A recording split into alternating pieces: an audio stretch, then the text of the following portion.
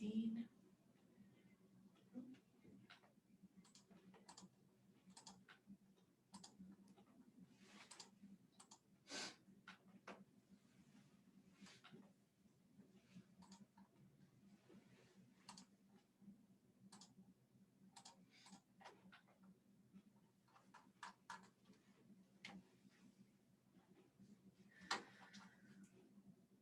Okay. We're going over the next unit assignments and getting into a little bit of lecture today. So make sure to take notes and ask lots and lots of awesome questions. This will be the time that we are going to start doing readings. So you guys need to be prepared for that. It is very easy to fall into the gap of, well, I'll just pretend like I read this and she won't call on me and I'll get away scot-free without having to read anything meaner. Guess what? It shows up in your essay, okay? If you don't read these, you don't get enough examples. You don't get into the more specific evidence that is necessary. It ends up hurting your grade overall, okay? So while I don't have direct consequence reading quizzes to keep you guys honest on that, it does show up in your actual paper assignments when you don't read, okay? And it will get more and more difficult to pretend like you have read this stuff when we get into more of the units, okay? So I'm going to go ahead and open up Unit 2 for you. You guys should be able to see that on Blackboard now. These are all around the, I've organized the units from here on out in terms of themes. So the two themes that we have, that all of these readings surround are culture and identity. You're going to be writing a paper that deals with different cultures, comparing, contrasting cultural traits from your culture to other people's cultures, okay? Why do we do that? Because part of being an epic writer, a good professional writer, is being able to be politically correct and to be sympathetic to other people's cultures outside of your own, okay? So we need training on that. Everyone needs, I need training on that in order to be culturally sensitive. Why does cultural sensitivity matter? Because one person's culture does not make up all of America. America has many, many, many different ones. And so for you to be marketable, competitive on a grand scale in America and elsewhere, you need to be able to identify and be sympathetic to other people's cultures, okay? This also does something awesome for you guys because you develop your own personal identities from seeing other people's cultures. That's one of the reasons why I'm so big on study abroad, you know, is that I see people getting to go to these different places, seeing how other people live, and that helps them realize more of how they live, more of who they are.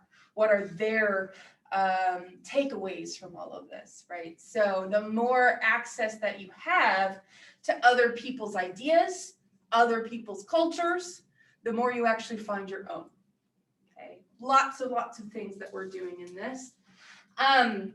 You can feel free to read what's under Unit 2 on your own as kind of a breakdown of what we're looking for, but yeah, that screen, there you go. But I'm just going to move past that for now in order to show you the rest. Okay, so we're doing a compare and contrast cultural paper in this unit, and then we're also doing introductions. So your quiz for this unit will be over introduction paragraphs. We will have different lectures on that, and I'm hoping I can start those lectures today. And so those are the two things to look for, and these are your readings. So for next time, as far as what you need to have done for Tuesday's class, I want you guys to have the introduction approach handout printed off.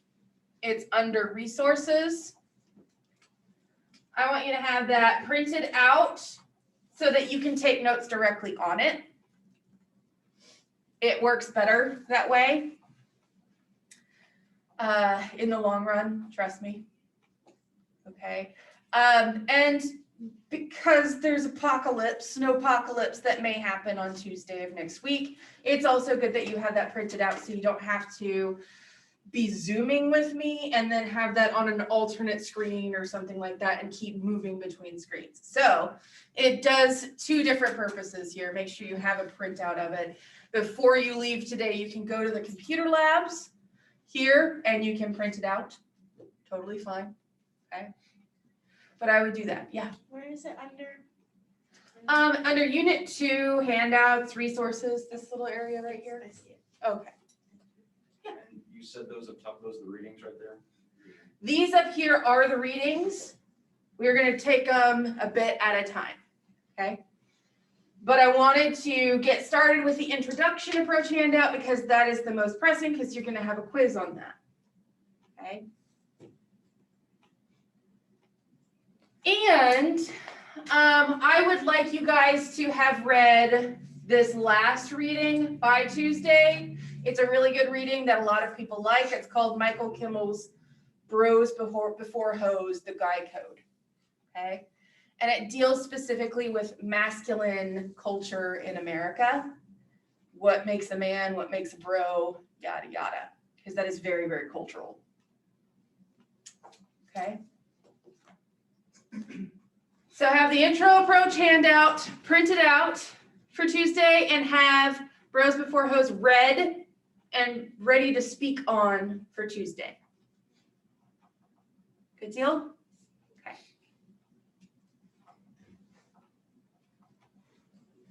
Okay, so as far as what this compare and contrast paper is about, accidentally printed or pulled off the outline. I don't want that. I want the actual guidelines.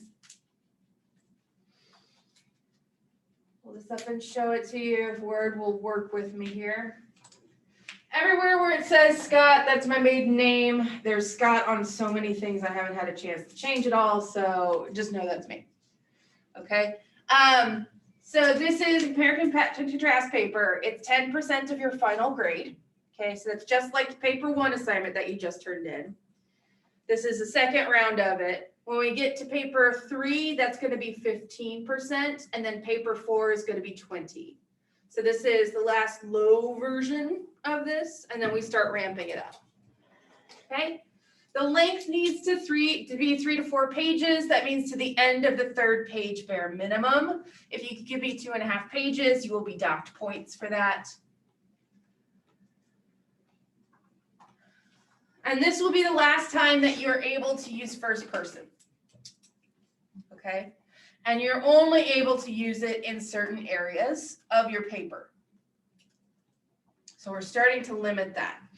Why are we starting to limit that? Because in professional writing, it is not necessary to know what you think because you're actually writing it on the paper already. So those I think, I feel statements are seen as a lower grade of writing, and you want to pull yourself out of that to no longer have the I words, right? I is usually used for personal response papers, for reflection, for journaling, for blogging, for vlogging, for Twitter. But when you're going to be writing a corporate paper, it's not about how you feel anymore, right? So we're trying to pull you away from that. Okay, so compare and contrast, I'm asking for similarities and differences. I'm asking for you to choose one of the readings that we have from this unit. So I can go back to Blackboard and show you all of them. Choose one of them. They all have to do with a particular American culture found in America today. Okay, there's Asian American culture, there's Latin American culture, you have Muslim American culture, all of them are American. And we need to make sure that we understand that, and we need to be able to identify what we feel our culture is as well. If you just say American, that's too general, right? We have a tendency to just say I'm American, and that's way too broad, okay? Is there a difference between Oklahoma culture and Texas culture? Yes. See how much people are nodding? So even between states, there is a strong, significant difference. You can't just say I'm an American. You have to say maybe Oklahoma, maybe rural, maybe, for me, I'm a white, I can't dance for anything. I follow that stereotype, unfortunately. I'm a gamer nerd who is a bookworm, right? That's culturally what I am, okay? I'm well enough to know all of that about me. So I might say my white American nerd culture, female nerd culture. What am I going to identify myself as, right? Maybe you've never asked yourself that before. Maybe you just think of yourself as normal, but there's no such thing as normal. No such thing as normal, right? And if you have ever gotten a roommate that you've never met before until you were roommates, you realize how unnormal you are, right? Okay, so choose one of these. Obviously, the farther away, the more different that this reading is to you, the better off it would be for you. It's easier for you to see differences than similarities. Okay, so if you're a male, chances are you're not going to choose the male American culture reading unless you are absolutely stark different than what Michael Kimmel is saying is like the bro culture that we have, in which case that's awesome. More towards you, explain that. If you are disabled in some way, there's a disabled American culture there, which is a very big culture. You don't want to choose that one because it's too resembling your own, okay? Unless you can draw those separations, okay? So choose one of these and compare and contrast what you see as cultural traits between your culture and the readings culture. Now, listen to what I said. Compare and contrast the cultural traits that are found within the reading itself. What do they say their culture is like? And based on what they say, are those similar or different to how you use those in your culture? Okay. So let's do some examples. And I'm sorry, guys, on, well, maybe I don't have to use the whiteboard. Maybe I'll just pull it up on a Word document. That way you guys can see it too. Here. So what do you mean by cultural traits, Dr. Bundy? I'm going to show you.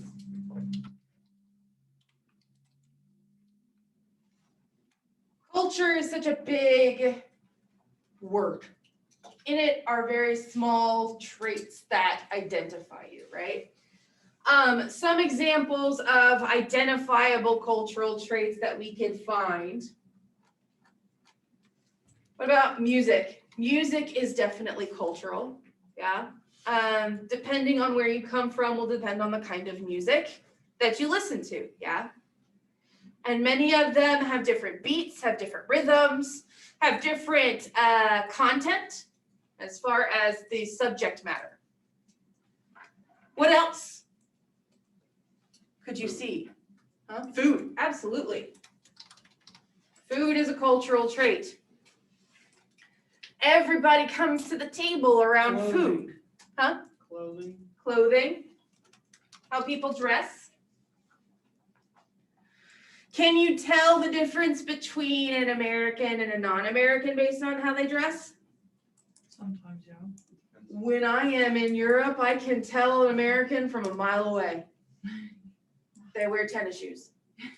Europeans do not wear tennis shoes, okay? And they wear way too many jeans. There's a lot of jeans in America. Baseball caps, Europeans don't tend to wear baseball caps, okay?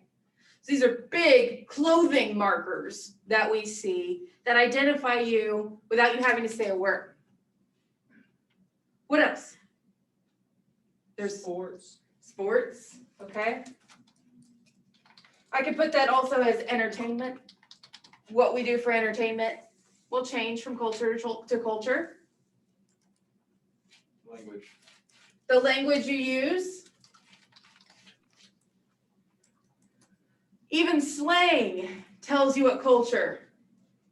You could even stratify between different age groups as different cultures.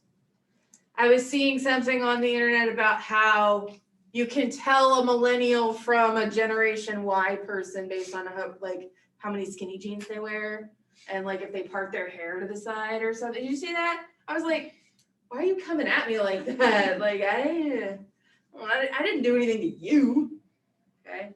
Enjoy your acid wash jeans, y'all. That came from the 90s. You're welcome.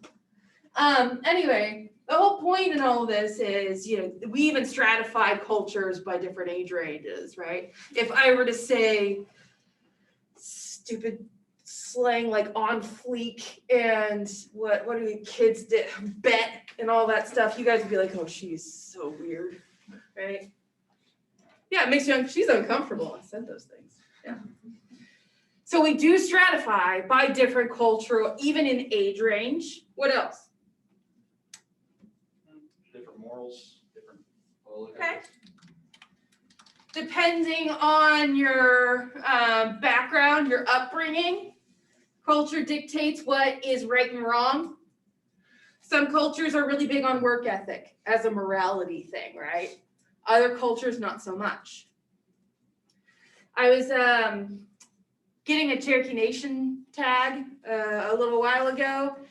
Their culture is not really focused on, in Native American culture, particularly Cherokee culture, is not really focused on being on time for anything. The concept of time is very different between American, like mainstream American and Native American culture, okay? So I had to wait a little bit longer. Well, that's fine, I'm good with that. But I understand that because I live in Oklahoma, that's what happens. What else? Religion. Yes. Religion can dictate a culture. Income.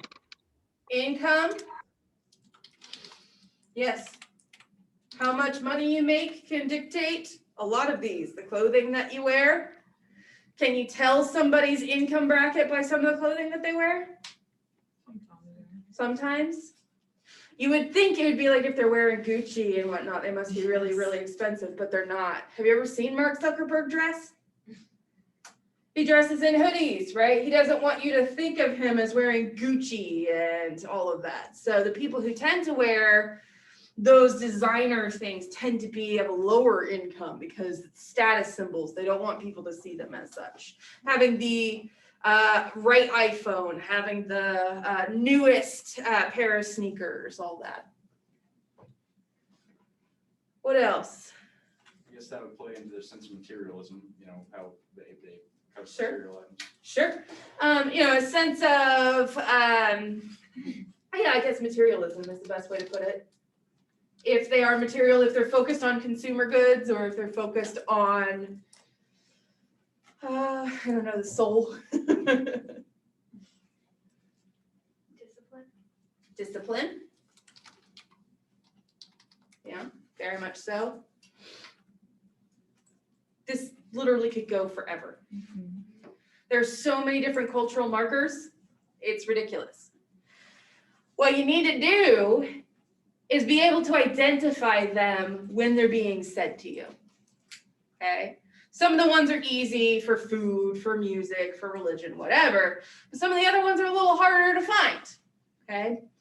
Your job is to read over this and find for, each one of these readings at least 3 cultural traits. What 3 cultural traits did they talk about for their culture? Some of them might be clothing and religion. Others might be their relationship to social media. For instance, I don't know if you guys know who Issa Rae is, but we have one reading from her. She is, she was one of the writers for Blackish. She was also an HBO show, Awkward. Okay, and it came from her book, Misadventures of the Awkward Black Girl.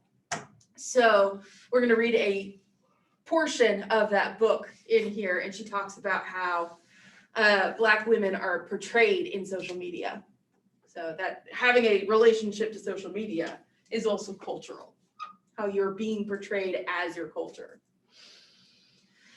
Okay, find 3. That's what you do for each one of these readings, is find 3. Doesn't matter, they can be all different, but based on those 3 and how they are discussed in that reading, are they similar and different, or different to how your culture does the same thing? So one passage talks about music. Oh, you know, Latin American culture does a lot of rhythm Caribbean music. They have steel drums, yada, yada. Okay, I'm going to quote that passage and say, this is very different to my white nerdy culture that uses a lot of keyboards and synth and chill wave and stupid nerd stuff like that, right? And then I would explain using my own personal experience that I've had in my culture as to why that's different, right?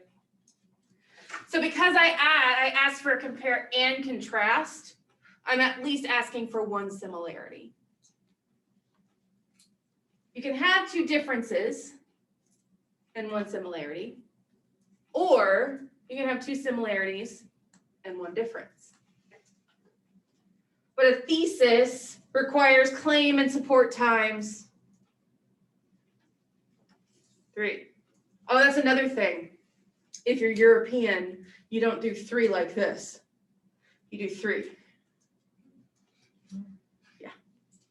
So sometimes you'll catch me doing that. All right, so whatever those traits are, become your support times 3. Fair enough? There are also 2 methods of organization for a compare and contrast paper. You could choose from block or point by point method. If you've been in my comp 1 before, then you know those. But if you haven't, I can refresh those very easily for you. Same information, it's just how you've organized it in your paper. Okay, and we'll go into that. But for now, write block method, as in BLOCK.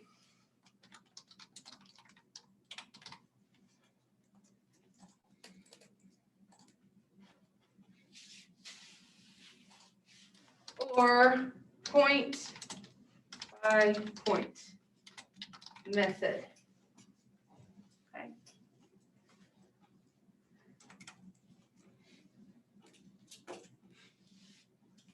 You choose. The purpose of this paper is just straight information. So it's informative. It's an informative paper. There's 2 types of purposes, really. You can either inform the reader or you can persuade the reader. We don't want to persuade somebody that one race is better than the other. Do you see how that's going to go? Okay. Other culturally sensitive things to think about. When you are talking about a culture that is not your own, you just summarize what someone else says. You do not draw from your personal experience from that culture. Why? Okay, perhaps be a little biased. Yes, because of one experience with that culture, you are blowing that experience up to all in that culture, and that is not going to be good. I know all of my Black friends love Southern fried chicken. Good God. I've gotten that before. Do you see how that can be culturally insensitive? Yes. And I am not making that up. That is an exact quote from one of my papers. They didn't realize what they were doing. So that's why we have these times where you actually do the practice of this, and you're able to see what it's like, okay? Because there are some people who've never had that practice. Why is this relevant? This paper should be very relevant to you in the current climate about Black Lives Matter, about immigration, about all the different cultural problems that we have in America today, yeah? And a lot of the issues have come from lack of conversation about it. People are not, they don't feel like they can talk about it. And if they don't talk about it, they can't see if they are missing something, yeah? And that's why we have this, is so that you can talk about it and you can see, oh, I was being racially insensitive just then. Holy crap, I didn't realize that that would come off that way. You don't realize until you say it, right? I've said some things before too, and I'm like, oh, if that was taken out of context, I would be in so much trouble. Okay, so this is why we do this here, where you don't have any consequences. When you get into an actual job, you may have consequences, yeah? Did you guys see the lady from The Mandalorian got kicked off? Cara Dune, the actress who plays the big buff girl. Yeah, Gina Carano. Yeah, she got kicked off because she made a racially insensitive tweet about how the current politics in America today resembled Nazi regime in against the Jews in Germany. Okay, so it was racially insensitive, okay? Talking about freedom of speech versus a Nazi concentration camp where people died. Yeah. Right? So there were consequences to her action and she got fired. That's why this paper matters. That's why we're doing this. And I never before, in the years that I've done this before, had so many examples to give you guys. But this is really happening, and this is why we have to have it. The whole culture of I don't see culture, or I don't see race, I don't see black, I don't see white, it has failed us. It has failed us pretty bad. So we need to talk about it. Okay, so you get the point. There will be more cultural traits as we and I hope you wrote those cultural traits down as examples, because there's an infinite amount that are up there that we can add to. But once you see examples, you know what we're looking for. Okay. So I'm going to stop there on the paper until we have a reading to talk about, right? And I'm going to talk to you guys about introductions. We have 45 minutes to where I can probably get through a lot of this handout. And I want to do that so that we can hightail it to the quiz and that you have all that information out, okay? So for now, obviously you guys don't have the introduction handout printed out unless you're super, super awesome. And I wasn't expecting you all to be super awesome.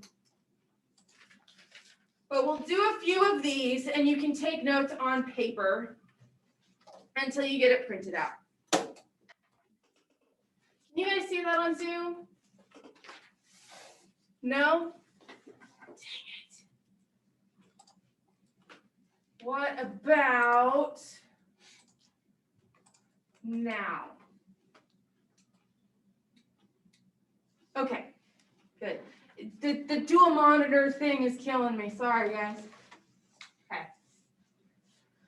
So these all have to do with that part of the that part of the outline that deals with attention getters. Every single one of the introductions in here are from previous students that have used some sort of attention getter and we're going to model. They're not perfect, but they give you a good understanding as to how to attention get. And you can then look at their techniques and reform it into your own paper. How am I going to use this for my paper? Okay. So if you would please take a look at this first attention getter, which is the use of quotation. This is an introduction. Tell me what this paper will be about. Not what the introduction is about, what the paper will be about. Different distinction there.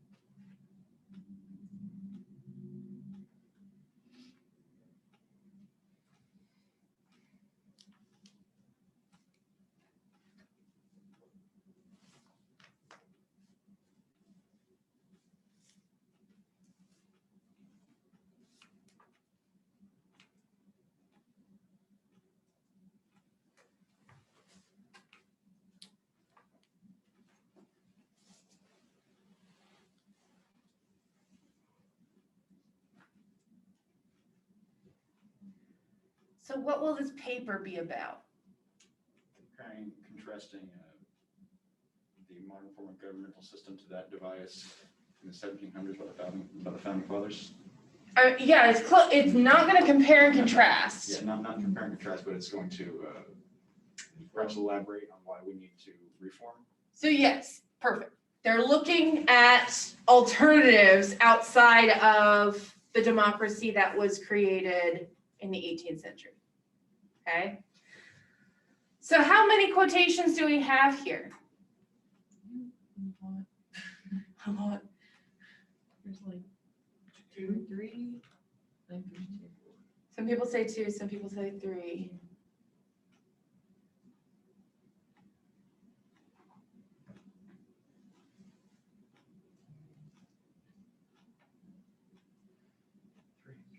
Three? 3. Okay, why would you say 2? I said 2 or 3. So, So the 2 is probably because you saw only 2 citations. yeah. So there's a whoopsie from the student here who didn't put a citation at the top for this one. Okay. It's really good to have quotations because they're appealing, they're interesting, they're including other people in the conversation. And it doesn't read like, oh, this is one man's opinion, this is one person's opinion. It is, here's what other people are saying about the same topic, which is very, very entertaining, interesting, educational, etc.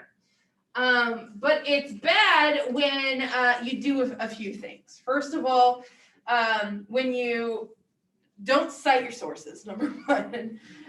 Number two, the types of people that you're choosing, you would hope to be authorities on their topic. Do you recognize E.B. White or E.M. Forster? Those names? So you would hope they're political analysts, maybe because this is an American democracy paper. You would hope that they were authorities on their topic of government. Well, what would change if I said E.B. White wrote Charlotte's Web? There goes his credibility. There's no credibility. I mean, if you're writing about pigs and spiders, in which case that's awesome, and tell me more about it, E.B. White. But in this scenario, it's just name value, yeah? E.M. Forster is also a fiction writer as well. He wrote The Rocking Horse Winter. It was a short story. Anyway, Middlemarch.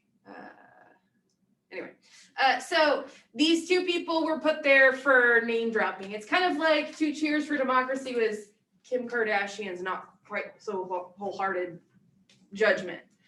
It's just throwing a name up there for namesake. Does Kim Kardashian have a lot of influence and education in politics? Not necessarily. She is doing certain things for certain people in jail, I think, is trying to reduce sentences for some people. Anyway, but that's an extracurricular for what she actually does for a living, which is just be famous.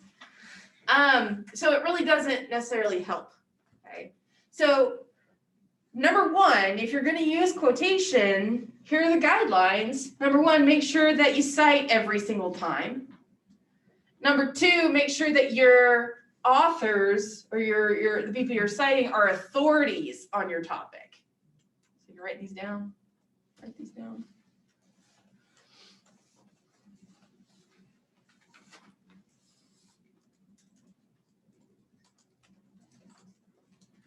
And you don't have to necessarily agree with this person. I know that there are a lot of people who say that if you question alternatives, especially when it comes to democracy, you're only giving yourself over to, absolute monarchy or whatever, to kings and whatnot. But, it's always nice to question and question the effectiveness. If something isn't working, maybe there's some alternative or maybe not. Or they call you a communist. Socialist, right? The socialism one is the big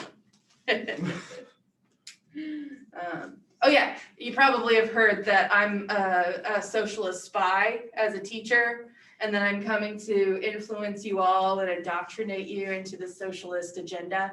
Have you heard that one? Oh yeah.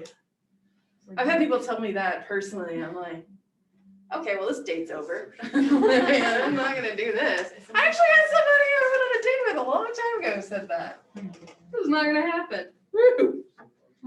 He was a senator's aide too. Whew. Anyway, we're not trying to indoctrinate you guys, I promise. We're just trying to get you guys to see other things, okay? Because if you can come back out of those other things more solidified in your original choice, then you're that much stronger for it. Anyway, so what are these little dots here? Who said that? Awesome. An ellipsis. An ellipsis. ELLIPSIS.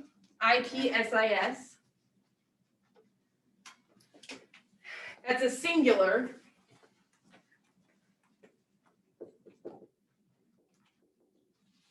And then if you want more than one, put the E there. Ellipses. Like a thesis and theses. Octopuses and octopuses. No. Doesn't work. Did you know you can do octopi and octopuses? Both of them work for more than one octopus. Because it's a Greek and Latin word that was interchanged. And so the Greek version is octopuses. And then the Latin version is octopi. So because it was used in both of those languages, both of those translations work. You don't have to know that. But now you're going to leave here today knowing that. So what is the purpose of an ellipsis? When you don't want to use the full quotation. Some people can get pretty wordy. The general rule in MLA for any given quotation, write this down, because you'll have to know this as well. You're going to have to pick and choose wisely how much of a quotation to put in your body paragraphs. No more than 4 lines of any given quotation. No more than 4 lines of any given quotation.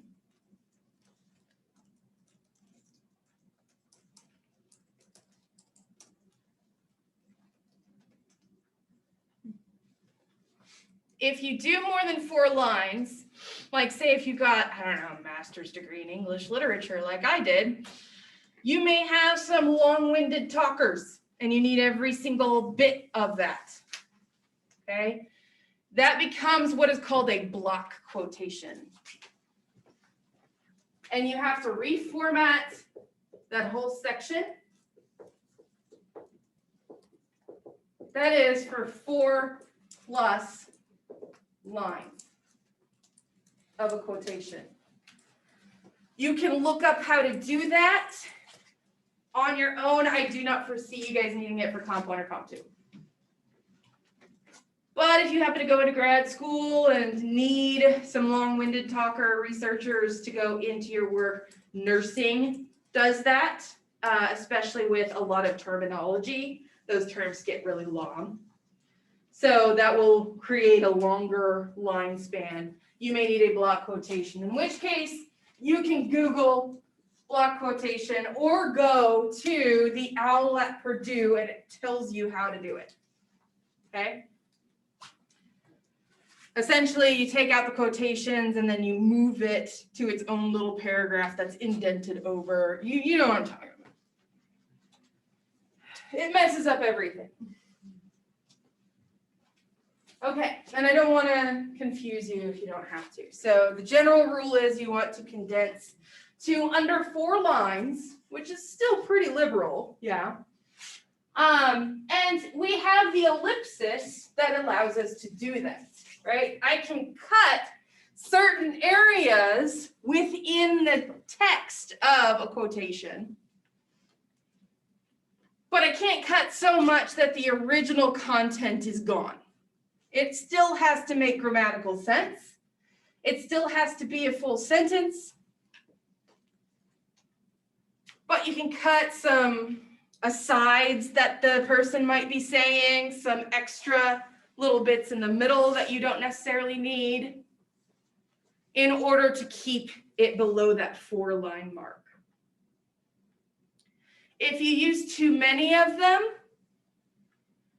if an author uses too many of them, you as a reader need to be suspicious.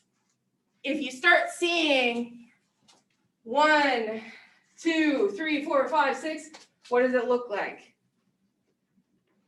If there's so many different ellipses in there, you may be missing the original content.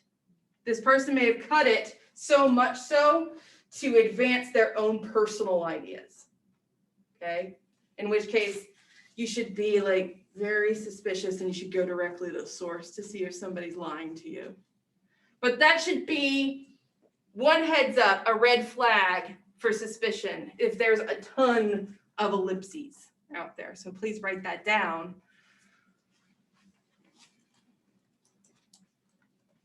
If there are an excessive amount of ellipses, you should question the validity of the author.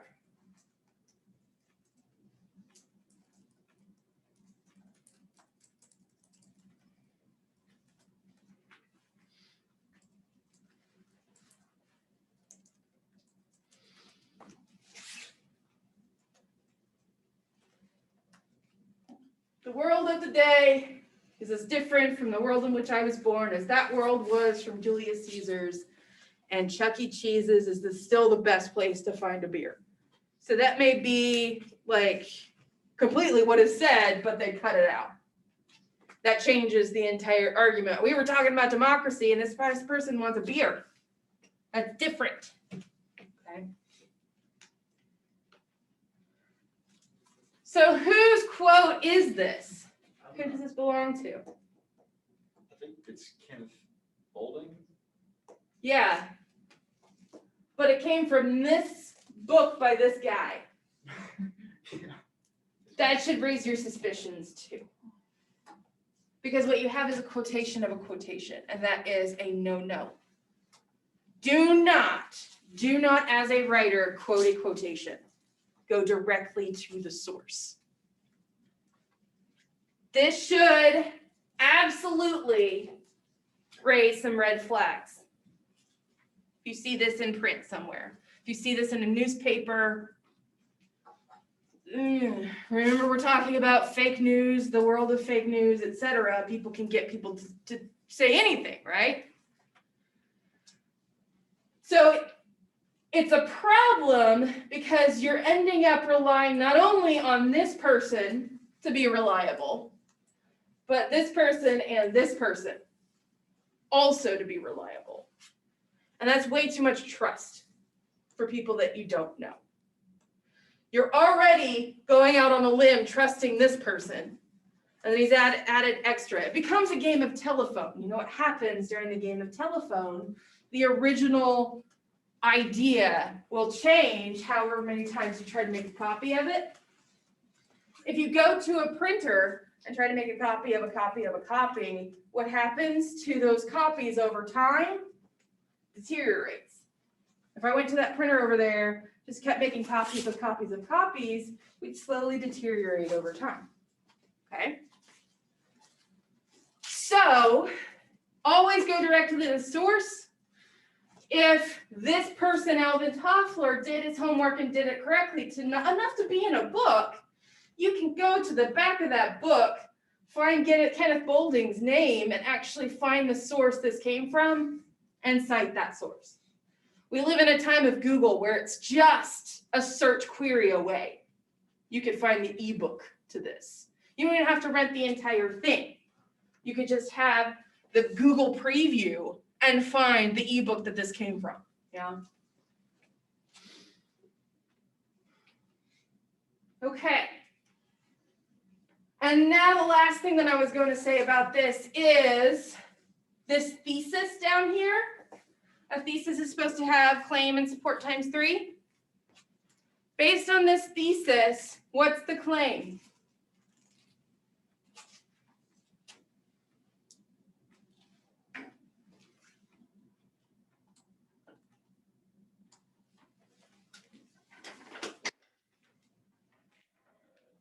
To question the continued effectiveness of the governmental system.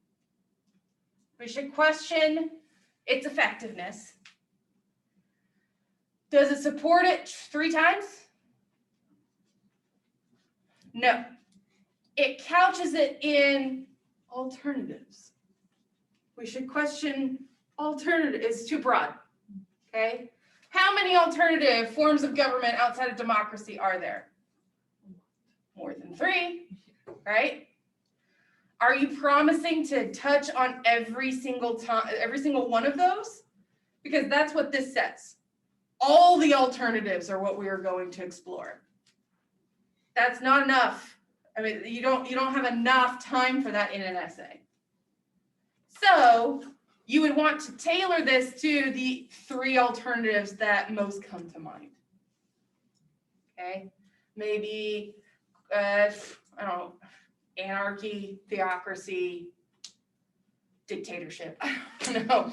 Whatever you guys want to question or look at those alternatives, you totally can. Socialism. Socialism isn't necessarily a form of government, it's just an economy, right? Just as capitalism is an economy, it's not a government, it's not democracy. Okay. So that is quotation. We see the good of it and we see the bad of it. If you overquote, you can end up it being not your paper anymore. So for every single time that you quote something, make sure that there are more lines of your writing in that paragraph than there are lines of quoted material. That's a really important rule to live by. Make sure that there are more lines of your material than there are of quoted material in each paragraph.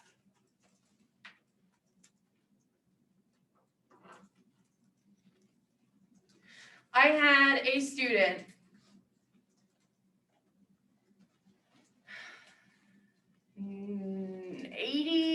89% plagiarized a paper, quoted everything. It was properly cited. It was in MLA format. It was all correct.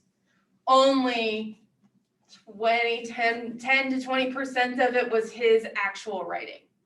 All the rest he had just copied and pasted and cited correctly, so it wasn't technically plagiarism, but it wasn't technically your paper either, was it? So we want to avoid that. There has to be still enough of you doing the directioning of your paper and explaining everything to where it is actually your work. I didn't know what to do at the time. I was like, it's not plagiarism, but I think you know what you did. Like, this-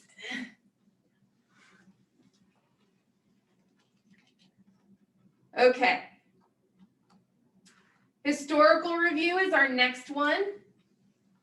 It is kind of like a blown up background information. Go ahead and read over this and tell me what this paper will be about. Not what the intro is about, but what the paper will be about.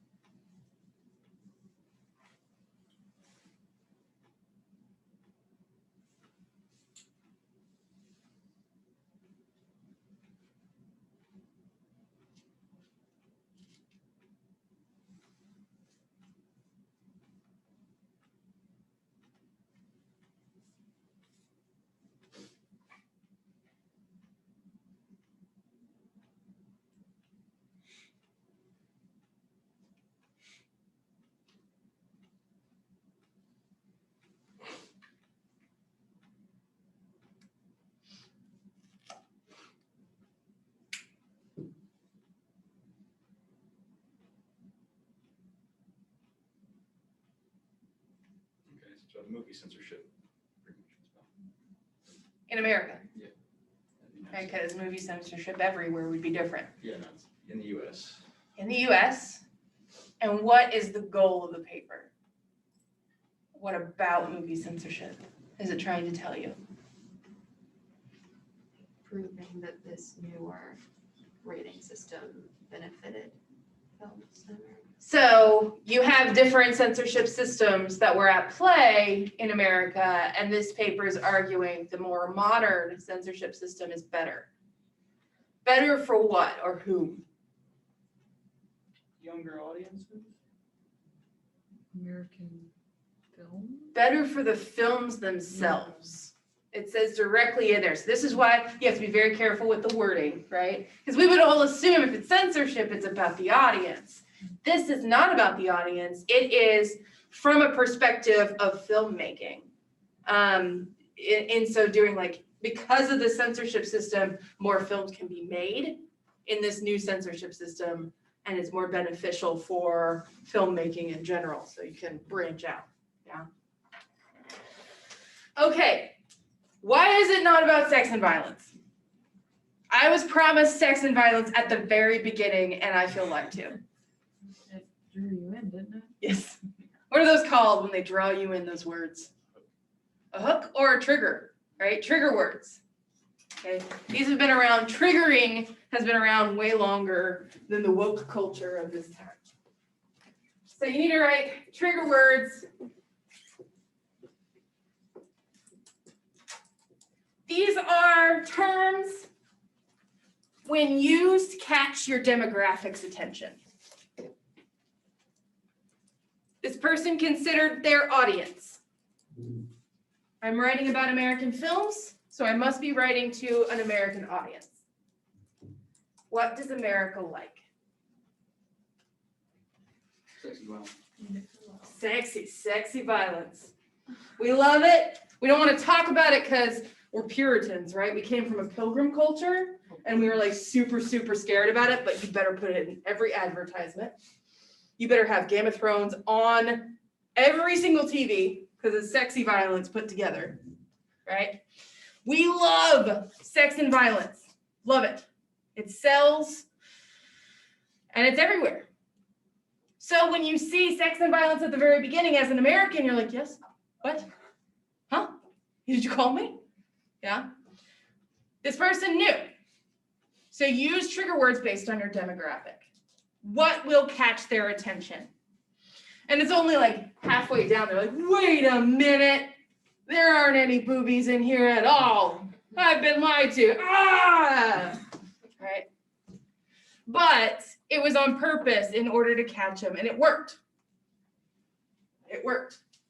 Did you guys know about this Catholic League and all of this stuff? You did? Very few people know about that.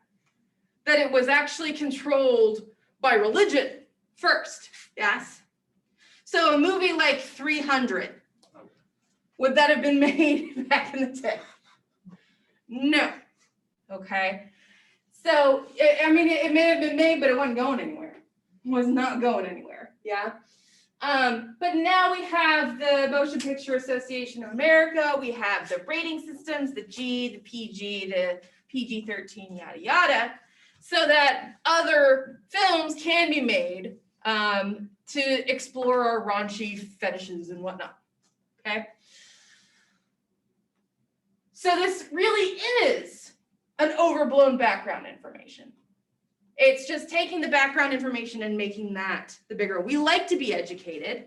We like to know things about the history of America while we're living in America. These are all benefits to this kind of historical review, going back in time and reminding us or educating us on a part or a niche of the history that we did not have before. So use trigger words, blow up your background information, tell me something I don't know about movies, right? Or about a thing that I think I know a lot about. Our number one export is our entertainment. Do you know that? Our number one worldwide export isn't corn. It is entertainment. Although we keep just planting corn everywhere. It's because of the incentives that they give us. Nobody wants our corn. They want our Game of Thrones. The number one most pirated TV show in history. It's Game of Thrones. Anyway, so very, very good stuff. Despite its imperfections, this rating system has proved more beneficial to American films than did the old censorship system. What type of paper is this? Persuasive. Definitely persuasive. I'm not just informing you. Although that's what all this was, so you could understand where I'm coming from. But my goal after this is to prove to you that the new censorship system is better. But then outside of that, what kind of paper would it be outside of purpose? If I use the words more than, what am I doing? It's a compare and contrast paper. It is a compare and contrast paper. Okay, so the than with an A should let you know if it's in the thesis, it's a compare and contrast. More than, less than, greater than, smarter than, dumber than. Okay. Not to be confused with then, with an E, which means what?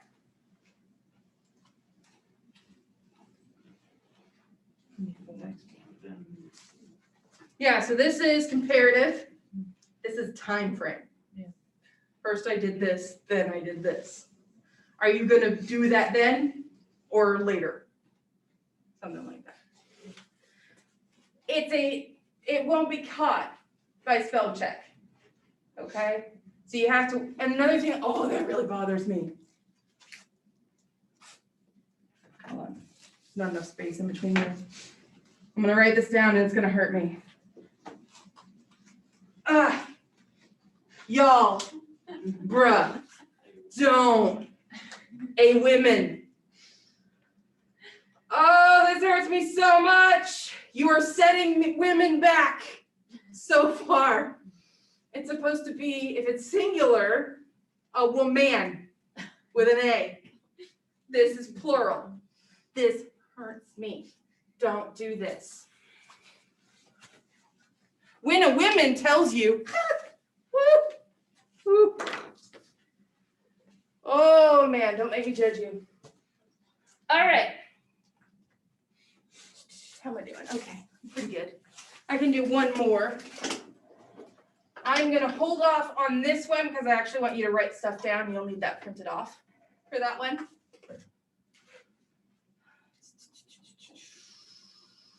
Let's do question. Super easy, right? It's very little. Read over that. Tell me what this paper will be about.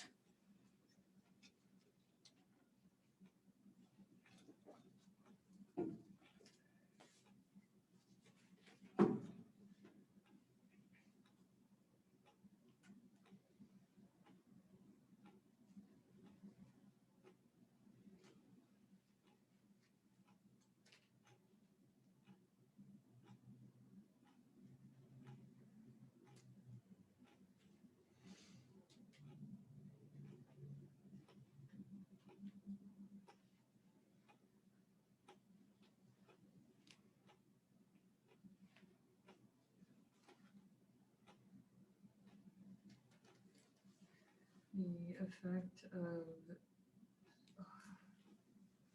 culture and society on how women and men are portrayed, I guess. Yeah. So it's about gender roles, Yeah. right? Yeah, totally right. What about them? Get even more specific. If it's learned through society or inherited. It's the nature versus nurture argument, right? Is it in our DNA or is culture telling me to do something? So what are gender roles? And please don't, oh, please, another one. This one, I have an imagination. So when you write or when you type gender, ROLLS, I think of little Pillsbury doughboys and doughgirls running around. I got the gender in the roles. Like, don't you mean? No. Okay. They sound the same, but they're not. Okay. So don't make my imagination go crazy. So gender roles. Based on whatever, is it in our DNA that women should be in the kitchen making men sandwiches? Or is it in culture? Some of you guys are already choosing a side. You're like, he makes his own sandwich. I'm done with this. Yeah. Versus, this is a major question. Like, where does it come from? Okay. And right here, this is your question. Are gender roles learned or inherited? You have the question starting out. Why do we do that? Because it makes you stop right there and figure out where you are on that argument. Where do I feel they come from? Are they learned or are they inherited? That's a good thing to sit there and think about. Make sure when you use a question that it's a thought-provoking question. Okay? Some people see this as an opportunity just to throw a question in there to get like 5 points. I don't know what intro approach to use. Oh, this is just to put a question in there. Do you like giraffes anyway? So like people will just see that as an easy out to use on their paper because they can easily ask any question. You violate it when you do that, okay? So make sure if you do ask the question, it's thought-provoking. It makes people sit back and think. Write that down.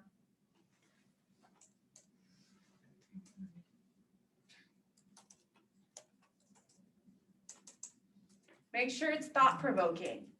Make sure it's a question that doesn't have a yes or no.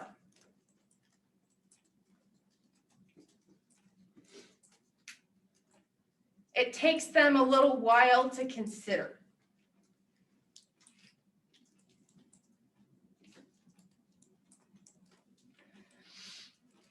What people tend to do is they will ask 5 questions rapid fire because they're used to the openings of National Geographic Channel TV shows and History Channel and whatnot, whenever it actually showed history. All of those beginnings of like, who are we? Since the dawn of mankind, have we learned video games from ourselves? Like, it's just a bunch of different questions over and over and over and over again. But you can't do that when you're writing. You can do that when you're public speaking. This is a big, big, big point. when you ask a question, it tends to breed more questions as a freshman writer. And you can't do that. You can't ask me 5 questions in an essay because the reader's going to be like, does he want me to answer them? Does he know how an essay works? Because I cannot answer this person. You want me to knock on your door at 2 o'clock in the morning after I've read this? I need to answer you. It's not going to happen, right? It's not the same kind of arena as it is with public speaking. So if you're going to use the question approach, ask one question, make it thought-provoking, make it at the start of your introduction, and answer it where? Thesis. Where does this person stand? Is it learned or inherited? Both. Social processes, society, culture, as well as biological differences, DNA, contribute. Okay. So the 4 rules, to summarize: ask one question, make it at the beginning, make it thought-provoking, answer it in the thesis. Got it? All right. I will see you womans later and men's. I'm trying to make the mistake. It's not working. I will see you guys on Tuesday of next week. Make sure to have that done. If it is snowpocalypse, we will have Zoom. Make sure to have that printed out, guys. Go to the computer labs. There's one on every floor. Bye, guys.